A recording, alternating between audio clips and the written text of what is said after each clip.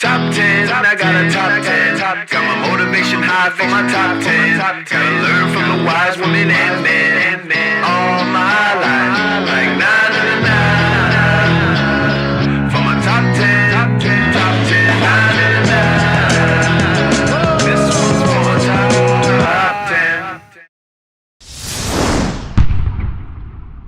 Need motivation? Watch a top 10 with Believe Nation. Hey, it's Evan Carmichael, and this channel was created to help you overcome the #1 challenge that is holding you back, a lack of belief in yourself. You watch these videos because you know there's something greater inside you as well. You've got Michael Jordan level talent at something. So get ready to find good mentors, find your purpose, and get good habits with Terry Crews and my take on his top 10 rules of success, volume 4, to give you the belief that you need. Okay, let's kick it off with rule number 1, remove temptation.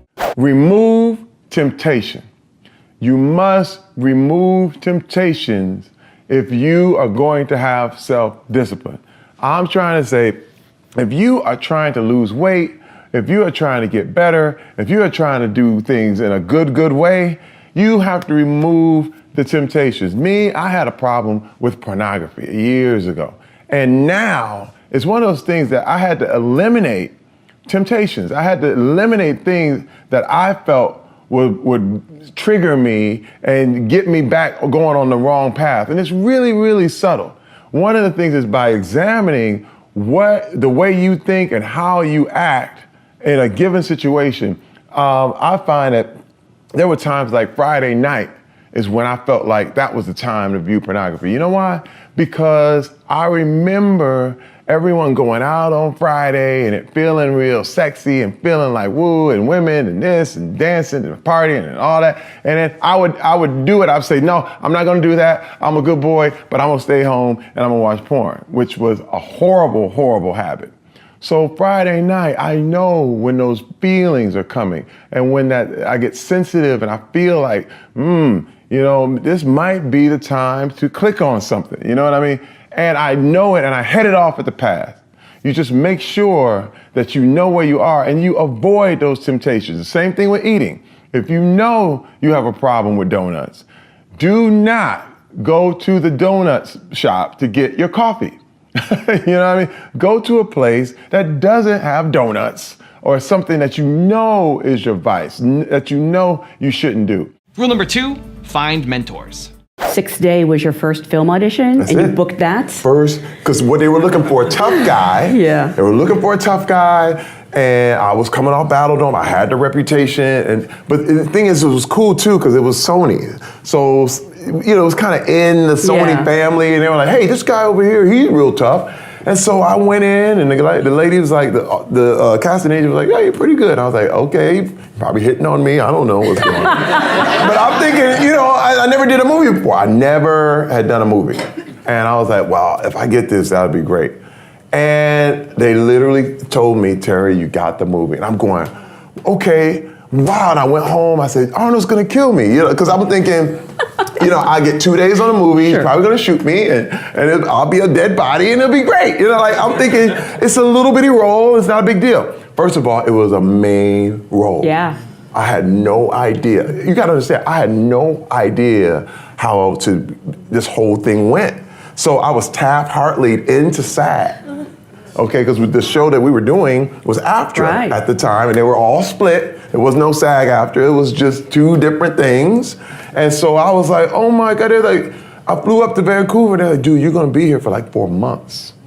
And I was like, what? Like, I'm in all these scenes, and I remember, because they didn't show us the script, it was just little bitty parts, and I was like, oh my God, I'm in all this movie. And then I got scared, because I'm like, I don't know what I'm doing, I don't know what I'm doing. And what was funny is that they were like, okay, Terry, we're not gonna use you for 2 weeks. So you can go back home to LA. And I was like, no, I'm not gonna go home. I'm good. I stay here, I'll stay here.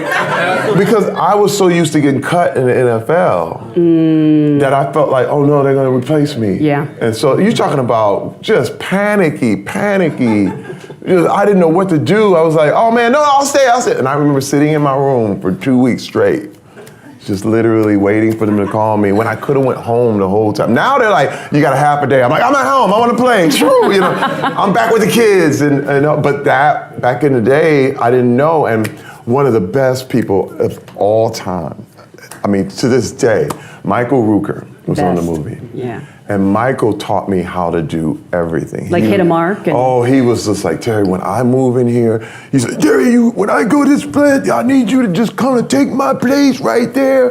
I'll guide you through this thing, man. It's gonna be good. And I'm telling you that, I mean, to this day, Mike is probably one of the most special people in my whole life. Yeah. Because every time I see him, he's just, I'm so proud of you, man. And I'm just like, dude, you gave me all the tools. He gave me all the keys. He said, Terry, you got an itch? If you have an itch, scratch it in the middle of the scene. He said, because you gotta live it. Just go ahead and do it. Because I would be like, don't. No. I'm scratching. Oh my God, I did my nose. And he was like, Terry, you're in the middle of the scene. Wait, look. And he was just showing me. This is like your acting class. You hadn't really studied, had you? No, I hadn't done anything. Yeah. I hadn't done anything. But my thing was, I was open because I needed this to work. Rule number 3, find your purpose. Once you know your purpose, your direction is clear. There will be no confusion. It's wild, but there were times in my life I didn't know where I wanted to go. I didn't know what I wanted to do. But you know why? Because I didn't know my purpose. I had no idea what I was supposed to do. I remember retiring from the NFL, and I was like, I'm too good to go out there and get any job. But my purpose was to take care of my family.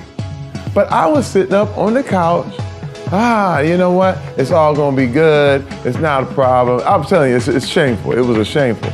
And I remember us running out of money, and I have to dig in the couches and try to find money for milk for my kids. And I was missing my purpose. I was in confusion. And one day my wife came to me, she said, honey, you need a job. I'm like, you know what? I can't just go out there and do any job. I was in the NFL, you know that. And she said, well, you know what? I don't care that you're in the NFL. We need some milk, we need to eat, we need gas. What are you gonna do? And my first job, I remember I was humbled so low. My first job in LA, I went to a place called Labor Ready. And I showed up at 5 in the morning, and there were ex-cons, there were drug addicts, there were all kind of people there, and they would give you a job for the day for 8 hours. And I remember making $8 an hour for 8 hours, and they would send me all over. They would say, you got a car? I was like, yeah, I got one. Well, you're gonna go over here and you're gonna work in this factory. And I remember grabbing that broom, picking it up, and I started sweeping. And I remember feeling lower than low. I was like, man, and again, here comes the pity party. I was in the NFL. I knew I was running around with big stars. I was doing it, making money, doing all this stuff. And here I am sweeping the floor. And it was horrible, and I felt miserable.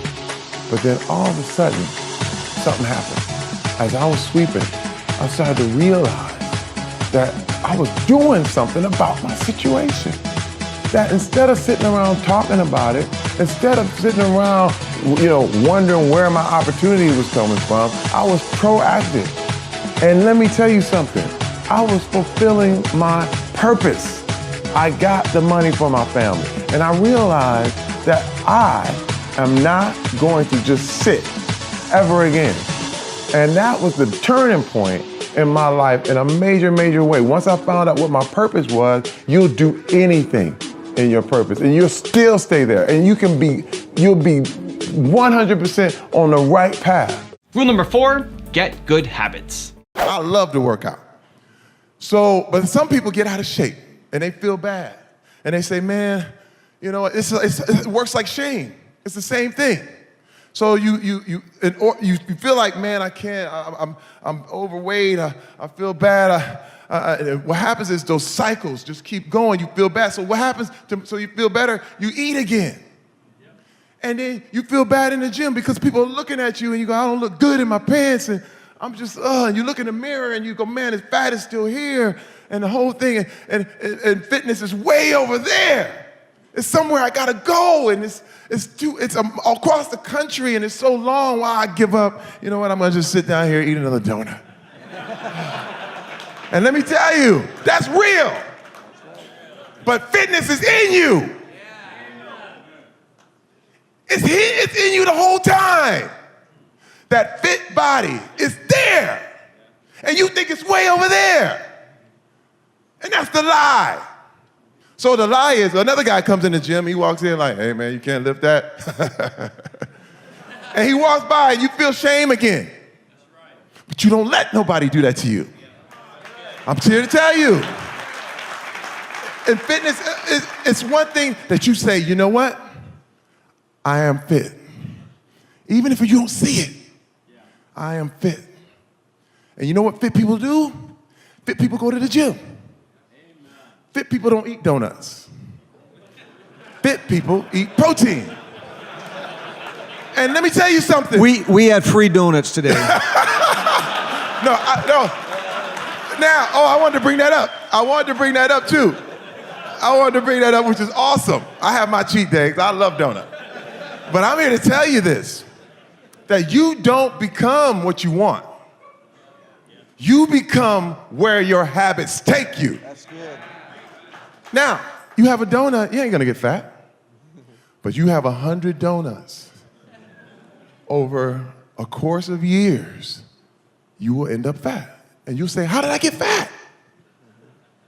Listen, it's people who want money. People say, I want money, I'm gonna go get my money. But your habits don't give you any money. Also, if you want to have more confidence, check out my 254 series. They're free. The links to join are in the description below. You gotta get rid of those haters in your mind. Right. Whatever you're thinking about it, you will not get it until you take action. Rule number 5, give it a shot. My first job in LA was sweeping floors. I mean, we went broke after the NFL. I was a journeyman, the whole thing. And what the thing is, when I left football, I was like, Hollywood, they waiting for me. Every athlete thinks that a Hollywood career is just it's waiting, but you never ever notice that no one who's ever went before you ever made it. It's like every year, every NFL athlete, NBA athlete thinks it's ready, but you notice that there's nobody else in front of you that's doing it. So I got a chance to, I literally was sweeping floors because I ran out of money. And then I got an upgrade by doing security on motion pictures and movies. The first movie I ever did security for was Man on the Moon with Jim Carrey and Milos Forman. We talked a little bit about that. And I remember I was like, oh, this is a movie set. And it was right down the street on Wilshire at the Ambassador Hotel, the old Ambassador. They raised it now, but that was back where they had the Academy Awards. And I knew all the history. I was like, I'm a fan, but I'm like, I'm working in the business. This is Hollywood. That's Jim Carrey. But he wouldn't let anybody call him Jim at the time. You had to call him Andy? He was like, yeah. We was like, Andy, how are you? He was like, how are you, sir? And he walked by and he was totally like Andy Kaufman. And I was like, this is crazy. And so I still was broke. And while I was doing all this stuff, a friend of mine was like, hey man, look, on your day off, there's a show I'm working on. It's called Battle Dome. They have auditions down in Venice Beach, and maybe you should go. And I'm like, I told my wife, I had my only day off from the security stuff. And I said, now I was trying to get behind the scenes, to be honest with you. I didn't want to be in front. I had scripts that I had written. My portfolio was in at Disney because I was an artist. Painting, drawing, the whole thing. And I was just like, I'm going to be a creator, And my wife was like, I asked her, I said, should I try this? And she was like, honey, we have nothing. So, just go for it. I went down to Venice Beach and I was in shape. And I started, they had us doing all these things, running, jumping, we were climbing up ropes. They wanted to act like, be a wrestler and the whole thing. And I was like, And everybody was like, they were like, you're pretty good. And I was like, thanks. And then I went home and I told my wife, I'll never forget the day I came back. And we had a little bitty house in Burbank. It was literally one room and what you would call a bedroom, but it was all unopened. And I remember going in that little house and I was like, honey, I did really good. Like, I feel like that was something special. Like, I don't know what's gonna happen, but I liked it. Rule number 6, don't operate out of pride. I was getting more and more popular, and everybody was like, Terry Crews, you're so amazing. Terry Crews, oh, there's Terry Crews, you're so great. And I kept getting this side eye from my wife, like,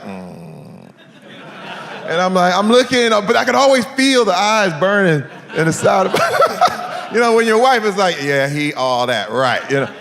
And I said, okay, I gotta bust this bubble. The bubble needed to be burst. Like, it was, my head was all big and everything, but I had to let people know that I am not all that in this regard. I'm just like everybody else. And this is the biggest thing, especially with men. You know, we operate off pride. We go off of, hey man, I bet you won't jump off that bridge. He said, I bet you I will. And guys, we operate that way because our pride, it's one of those things that activates us, you know? That's why when you see more than 4 guys going somewhere, it's usually somewhere stupid, you know what I mean? Something bad is about to happen. It's like, hey, watch this. No, watch this.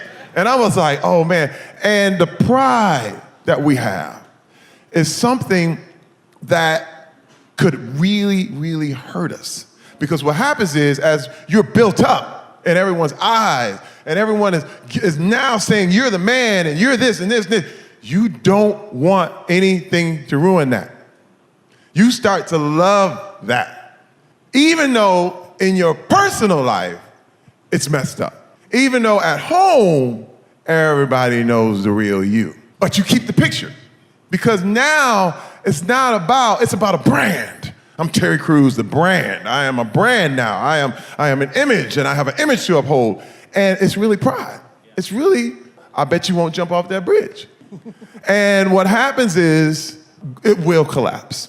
With that image, you become better than everyone else. You are now, you floating. You literally like, and you're better than other people. And this is where you see, I've seen stars, I've seen athletes, I've seen ministers, I've seen all kinds of different people who literally dog out people below them because I'm better than you. I really believe I am worth more than you. Terry Crews, I believed I was more valuable than my wife and kids. I did. I'm being real with you. I was like, you know, my wife would come to me, I'm like, you know what, whatever you have to say, I'm the boss. You know, like my way or the highway. The kids would have something to say, I'm like, you know what, be quiet. You know, in fact, shut up, out. And they will walk away. And you treat everybody like that because you're better. You feel you're better. I'm worth more than you. And what happened is that you eventually fall. You eventually lose the job. You eventually lose your money. You eventually you are going to take a loss. Now, the most dangerous part about this, though, is because when you become your wins, when you're floating and high and all that, you inevitably have to become your losses. You have to be, if you live by those rules, you have to lose. Rule number 7, halt. You know, in therapy, there was a phrase that we used to use all the time called HALT. H-A-L-T. And that means when you are hungry, angry, lonely, or tired, you have to be really conscious of what's happening. It's called HALT. Anytime you're hungry, angry, lonely, tired, halt. Look at what you're doing. Examine it. If you're hungry, get something to eat. If you're angry, calm down. Think about where you are. Get yourself in a good mood. If you are lonely, call a friend. Call someone you know. Talk about these things. Talk about your emotion. Talk about how you're feeling. And if you are tired, get some rest, because that is when you're weakest. All of those 4 states of being is when you are at your weakest spot. Rule number 8, be the best version of yourself. Terry Crews, my job, my main purpose is to be the best husband, father, and friend I can be. That is my main purpose. But now I have to go deeper than that. How can I be a better friend? How can I be a better friend? Sometimes people think, oh, being a better friend means that when people want money, you give it to them. No, sometimes it means you tell people no. That's being a good friend. Sometimes it means you give some tough love. You have to go to somebody and say, hey, you know, I didn't like the way you said that to me. I don't like the way you are doing this. You're being mean to people. This is sometimes being a good friend. Being a good father is not all about going to Disneyland. Being a good father is sometimes training your kids in the way you should go. Being a good husband is really about putting your wife first and really taking responsibility for everything that role entails. Now it goes that way on your job too. Rule number 9, don't compete with others. Cat Williams and I, we decided, we said, you know, man, I remember, because we were both trying to make it, I just lost my home and trying to make it back. And he was homeless. So I looked at him and he looked at me, he said, hey man, we gotta make something that no one will ever forget, like ever. I said, you're right. I said, I'm going all in. He said, me too, bro. Me too. And we made a pact. I remember we made this pact, like, because what was weird is that when you're new on a scene, especially with comedians, sometimes everybody's a little afraid of who's gonna get the joke, and it gets, that's why I learned that competition doesn't work, especially as an actor. You cannot be competing, you must be creative. It kills all creativity, 100%. If you're competing with another actor, it's a wrap. It is. You have to help your guys. You have to help everyone, the crew, the people. Stand there for the lighting. Do whatever you have to do to make sure you're a family. You know what I mean? When I look at Brooklyn Nine-Nine right now, that's one reason why we're so successful. And rule number 10, the last one before a very special bonus clip, is love. Love, I say this before and I'll say it again, it's impossible to love someone and control them at the same time. Most of these bad things we're talking about are attempts for people in power to control other people. And so that's where every abuse occurs, because you're trying to control what people think. I was trying to control my wife by not telling her the truth. But love gives you all the options, and then you get to pick. And if my wife loves me, like if I kept her in a cage in the basement, you know, that's control. That's not love. Right. But when she can come and go freely and she comes home because she wants to be with me, that's love. Now I have a special bonus clip from Terry on how to tell your story that I think you're gonna enjoy. But before that, it's time for the 3-point landing questions. Let's go from just watching a video to taking action. Here we go. Question number 1, where are you gonna bring more love today? Number 2, what's the good habit that you want to develop this month? And number 3, what's a temptation you're gonna remove from your life this week? Now, if you like this video and you're also gonna take some action, give me a #believe down in the comments below. When I talk about toxic masculinity, I'm talking about me. I'm not in the game to be like, well, look at you guys, and let me tell you about you and what you've been doing. Hold up, I'm talking about me. First of all, when people clown me about, oh man, oh yeah, you got molested, I would have been the guy who did that stuff. Yeah. I would have been the guy like, man, you too big to get, man, you just go to smack somebody and get out of here. I would have been that person.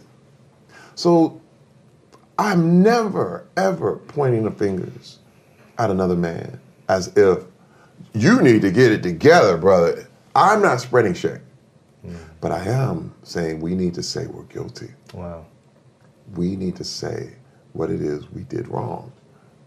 And this is the only way. The only way I can really, because right now in our society today, we have a big thing about apologies. You know, yeah, hey, I said I'm sorry. I said I'm sorry. I said I'm sorry. So now you got to forgive me, and let's keep going. The only way I can really, really kind of put this thing down is when it's like driving drunk. You hit somebody in a car. You get out of the car. Hey man, sorry. Yeah. And then you get back in the car and drive away. First of all, that is today's version of an apology. But what we're talking about, accountability, is totally different. Yeah. Accountability is you stay there with that person you hit. Accountability is the police come. You've been driving drunk. You get arrested. Accountability, you lost your license. Accountability, you're paying fines and you're paying for the person you hit, and you are paying for their recovery. Yeah, you might be in jail for some time. You might have to. Listen. You'll be cleaning up on the side of the freeway for about 6 months. Yeah. You know what I mean? It doesn't matter what status you are. That's accountability. You pay the price. And accountability says that it says now we can get back to even here. Now it's about amends. Some balance, yeah. You know what I mean? And that's what I have dedicated my life to doing. Yeah. My life, it's funny because when I look at even the massage parlor that I went to, I learned later on, I joined, I became an ambassador for the Polaris Project, which deals with sex trafficking. And it talked about how many of the women that are involved in that whole thing are not free. Yeah. They're not free. They're basically indentured servants. And they're basically trying to pay off debts to get out from some pimp or get out from under someone who's got them. And I played that whole thing out of my head because I said, I did that. I gotta correct this. And so I became an ambassador for Polaris Project because to stop human slavery today, the fact that, at every opportunity that I can see, I'm really trying to tell my story in order to just bring light. If you want another awesome video in our Black Excellence series, check out the video right there next to me. I think you'll enjoy it. Continue to believe, and I'll see you there.